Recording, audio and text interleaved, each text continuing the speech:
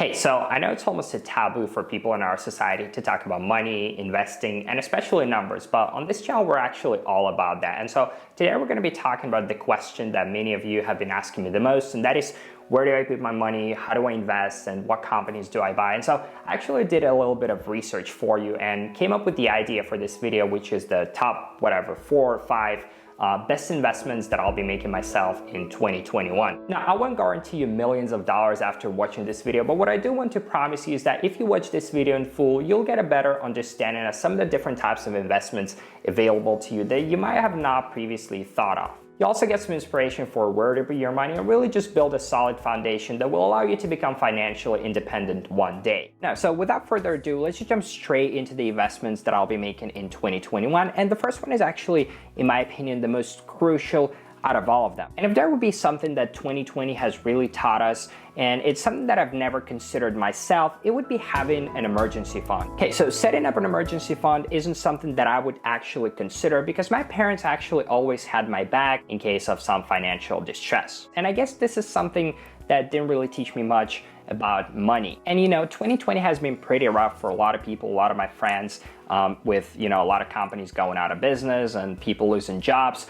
It'd be really nice to have an emergency fund in case something bad happens. And so you don't even need to have millions of dollars allocated to your emergency fund. Ideally you would aim at 3 to 6 months of your living expenses. But if you actually have a lot of debt and a lot of expenses throughout your month, having at least $1,000 in your emergency fund would actually be a really, really good idea. And so as you can already tell, emergency fund is something that you would use only in emergency situations, such as when you lose your job, when your AC breaks, when your computer breaks and you can't work anymore. This is going to be the income that you will be relying on. And because of that, it has to be liquid and it has to be easily accessible. Just make sure it's not like super accessible, because if you tend to make a lot of impulse-driven purchases, you don't want to blow all of your emergency fund money on, some Black Friday sale or something like that. Best way would be to have a checking account or a debit card and make sure you set up the automatic deposits where every single time you get a paycheck, every single time you get your income, a certain portion, like 1 to 5% of your income, will be sent directly into your emergency fund. And most of the checking accounts or debit cards are actually free to set up, and you can actually earn up to 0.1% interest on your investment, which isn't that much, but I mean, it's an emergency fund, right? It's not like your greatest investment. Now, the second one up on my list would actually be my all-time favorite investment that can actually earn you more than, like 0.1% like the previous one. You can earn up to like 20% a year on your income without necessarily taking on too much risk. And that is, ladies and gentlemen, would be the index funds. Now, I've already talked about index funds on this channel, so if you want to learn more about it, go check out my other video. Basically, an index fund is like a basket of companies combined together that you can kind of buy into and own a small percentage of everything. And it's exactly that investment where, if you invest in an index fund, you can literally go into the store, like your local Walmart, and be like, I own pretty much every single one of these items. Just don't tell anyone you own like 0.0000001% of that. And as you've probably heard too many times already, they say an average millionaire or a billionaire has at least 7 or whatever 8 streams of income. So with index funds, you're actually going to have hundreds of streams of income. Warren Buffett, the billionaire, has over 92 streams of income.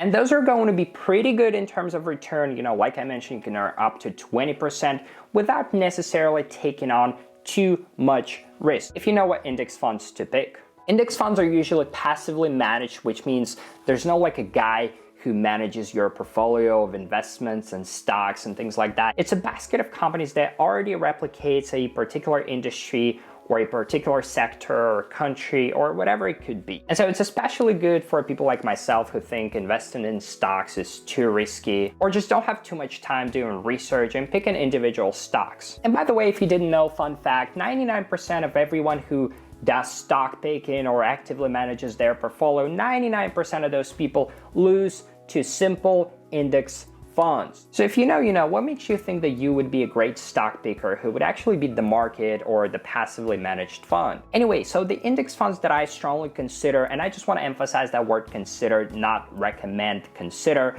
investing myself in 2021 are the QQQ or the Triple Q, EBs, and the VOO. So if you don't know what those are, the QQQ would actually be a fund that invests in the largest tech companies in the world, and for the past couple of years, it's been outperforming the market. Now, we, however, don't know what will happen, in 10 years or 5 years or even 2 years, but in my opinion, the companies such as Google, Apple, Amazon, they will actually be there producing great products and driving our progress for the next few years. Next one is EBs, by the name of which you can already tell that it invests in e-commerce businesses. Now, the e-commerce sector has grown especially really well in 2020, with a lot of people not allowed to go to stores, so they have to shop online. So e-commerce companies combined might be a good fund to invest in. And the last one is VU, or the Vanguard S&P 500 Index Funds, which incorporates the 500 largest companies in the entire US stock market. A lot of people really look at VU as the entire US economy, which for the past 100 years has been growing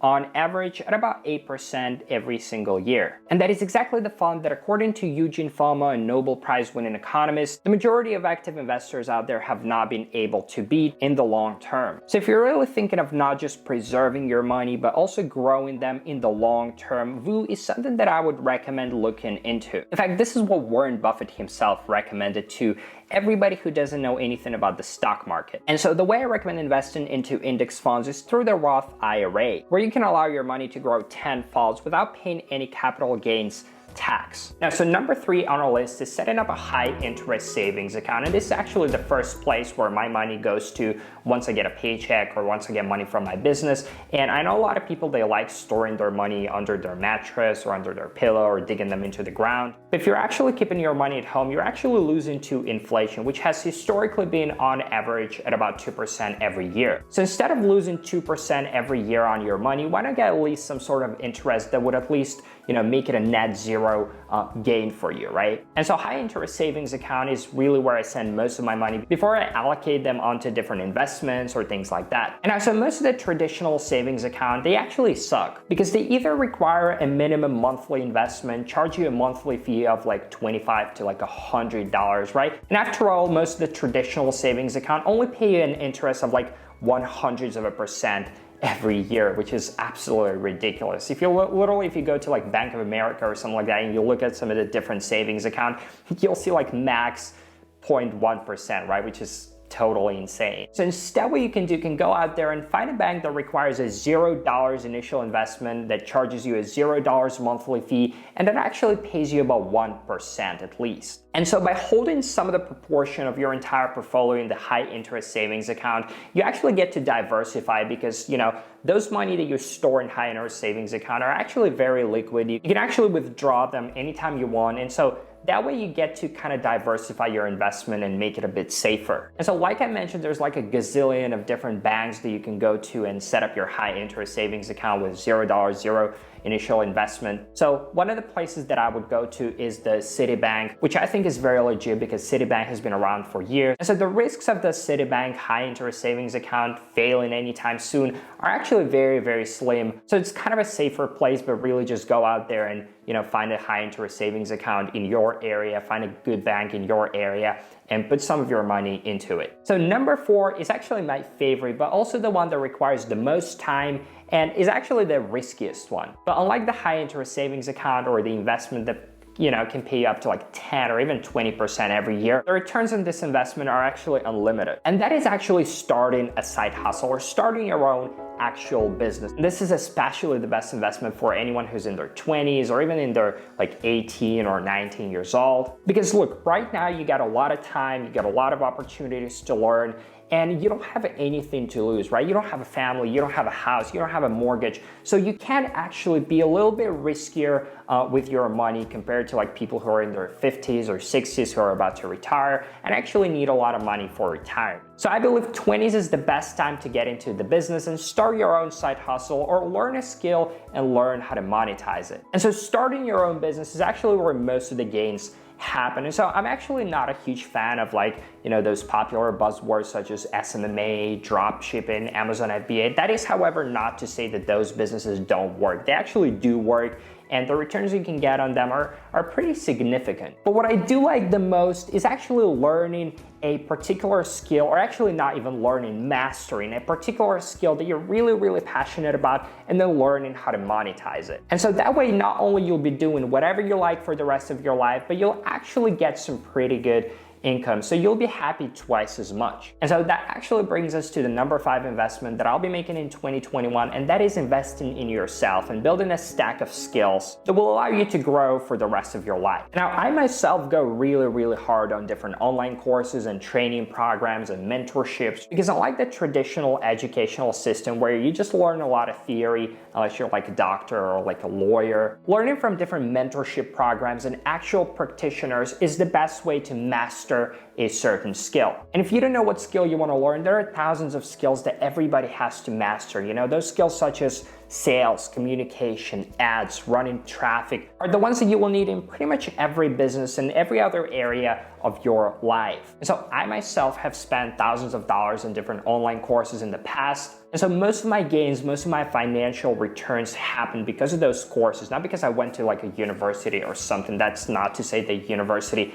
is completely useless, but those courses actually gave me a skill that I was able to monetize. So I will be investing more into that in 2021, and I definitely recommend you look into that as well. So thank you guys for watching this video. If you did enjoy, just drop me one of the likes. It really helps the algorithm, and it really helps the channel grow as well. And subscribe to my channel if you want to learn more about investing, personal finance, productivity, and entrepreneurship, and things like that. Leave a comment where you will be investing your money in 2021. And if you want to learn more about like the fundamentals of the stock market or different types of investments, just go watch the entire playlist that I will put here. It's absolutely free. I don't charge any money. And so thank you guys for watching this video, and I'll see you in the next one. Peace.